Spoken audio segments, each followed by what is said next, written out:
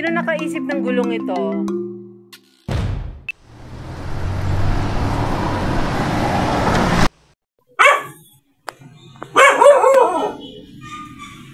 Tuloy tayo mga ka-fams. Mapagpalang araw po mga ka-fams. Nandito po tayo ngayon sa pastry. Malapit po dun sa dinadalaw natin. Kababayan natin, no? So, syempre, gusto po natin makita yung apat na bata.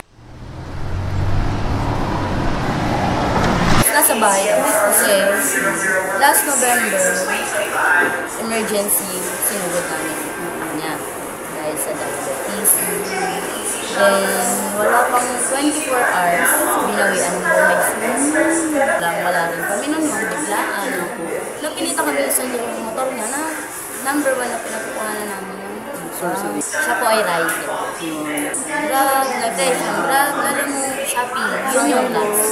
Maganda sana ang kita, no? Saya yung motor, tapos wala na kami ibang source of income, hirap na pumasok sa amin yung napilitan ako. Hindi naman sa napilitan, talagang nag-voluntary ako na. Umesa sa catering assistant. Nag-a-assist ako ng pagluluto ng food. So, masarap ka magluto?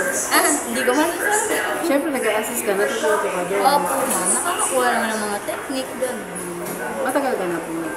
1 year na. 1 year. Araw-araw po pasok niyo? Kano po? Hindi po. Every may schedule lang. Yun talaga yung hindi mo matatawag. Permanent. Stable naman. Ano yung niluluto? Tsagaan mo kasi kailangan. Yun lang talaga. Wala kami ibang napapakuha naman. Umaabot na kami na talagang wala kami walang wala. Walang diaper, walang gatas, walang bigas. Kami din naman talagang sarap na sarap. Ano? Mayroon ko sa mama ko. Minsan wala din sila. Ano talo po bang mama niyo? 58. Si tatay? 55. Okay po naman. Ang papa ko is PWD. Anong diferensya yung tatay? Ano po siya, may Parkinson disease. Meron po siyang nerve damage din. Normal. Sobrang malakas ang panginginig. Yung pag tinignan mo siya, kaya siyang na-stroke. Pero ate, curious ako, since quadruplex po yung anak niyo, lahat ba sila normal? Lahat naman po. Yan din po yung talagang sinabi ko, bless ako.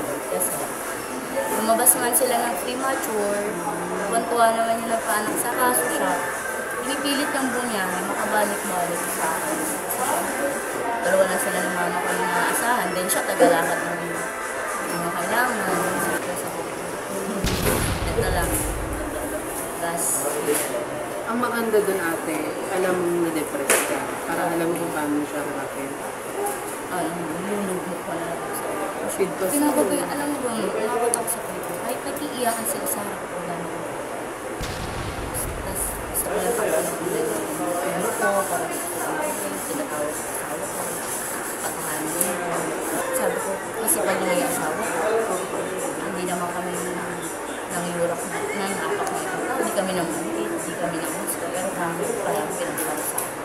Kaya pagka umiyak sila, naiinis ako. Tapos nagigigil ako sa kanila yung bago ko sa pagdalisya sa kanila. Pero siyempre, pinipilit ko sa rin. Kasi wala naman sa kaya. Abot na rin ako sa kwento. Andiyan na lang yung lugad. Sasabit ko nila yung sarili ko. Hindi ako sa parang hindi ko na kaya. Gusto ko lang, gusto ko magkaya. Tignan ko sa ako maabot ako sa ganun point. Tapos naging selfish na ako. Kahit tinitignan ko, nakita-kita na magkakapagod. Sabi ko, hindi ko talaga gusto ko. Pero parang, ewan ko, parang out of nowhere biglang bumalik ako sa video. Kubak ko ba naisip ko? So okay ka naman po? Bumabawi kahit na nandun pa rin kami sa sitwasyon na pinipilit ko. Kasi kawawa naman. So, sa pang-araw-araw natin ba, i-fast forward natin natin. Siyempre, alam natin, mabigat yung pinagdaanan naman. At ayaw na natin masyadong balikan mo pa yun ang naisip ko. Pero ngayon, okay ka naman yun. Kasi ini-enjoy ko yung ano yung kinikita ko, yung maliit man naman. Ini-enjoy ko. Like sa isang linggo, ilang araw ka ng aso? Ano, pagka sinuswerte. isang linggo, nakakatatlo. Okay. Opo. Okay naman. Pagtawid sa isang araw. Sa dalawang araw. Like ngayon ate, matanong ko lang, ano ba ang pinaka-basic na kailangan ng mga bata? Ngayon po, gusto ko lang po talagang lagi silang meron para mag-gata. Like ano yun? Nai-stress diaper nila. Gatas, silver, tapos gusto Kaya ko mo po- bilhin pa na. Gusto ko po lagi kami bibigas para kung wala man po kaming may pagkain. Ayun na, kasi pwede naman na silang kumain. Wala akong mahalaga, may kanin kami. Baka nagkakape na rin yung mga bata. Hindi naman po. Joke lang. Hindi po, paano naman yung naiiwas kahit talagang walang Nag-aam na sila. Actually, ma'am, napakain ko na sila. Pinapakain ko sila na walang ulam. Kapag walang gatas at walang may pangbigan. Like kanin lang. Asin. Basta nakapagsabi. Hindi ko na inaasilan lang. Basta bibigyan ko sila ng kanin. Gusto ko mabusog sila. Huwag lang silang mag-iyakan sa mga kasi yung So ngayon, hindi mo na sila, hindi ka na nag-trigger na saktan sila. Hindi naman naman. Actually, kapag walang iiyak ako, tapos nakikisabay nyo lang sa iyak. Oo, mag-iyakan na lang kayo para may labas na. At saka number 1 kasi ate, nanay ko. Ang payo ni Ate Ivy sa nila, tulungan yung pag-asa. Tawa ang Diyos. Maging maayos na buhay. So kaya nga parang natitiyak mabait ko. Kaya kung pinagdaanan mo ba yung depression o yung downside ng buhay mo, siguro normal. Pero bumangon ka lang. Sabi ko nga, ma'am, kapag may mga nakapasok, nasasabihin nila, hindi wala ka naman kasi sa sitwasyon kaya ganyan ka magsalita. Sabi ko, baka magulat ko na kapag napunta ka sa sitwasyon ko, yung ito na mismo naghahandle, magtaka ka pa kung paano ko nakakatawa ng malakas sa likod ng pinagdadaanan ko ng bigat na sobrang hirap ko. Bakit kayo na yung lumagay sa natatayaan ko? Baka magtaka na lang kayo kung paano ko pa nalang tumawa ng pagkalakas kapag magkakasama ko. Hindi man, oo, magkakaiba tayo ng sitwasyon. Pero sa akin kasi feeling ko, pinaka-worst na. Kamusta ang mga bata? Ngayon, ang kukulit nila. Nasa ganito kaming buhay, di man inaabot man kami palagi ng bibo na.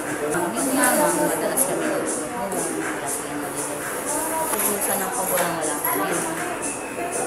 Tapos maghahanap ako ng hinihira mo, gano'n. Tapos wala kami makapalapitan talaga. Ayun, umaabot ko talaga sa point na nagugutom na sila. Pati ikaw, syempre.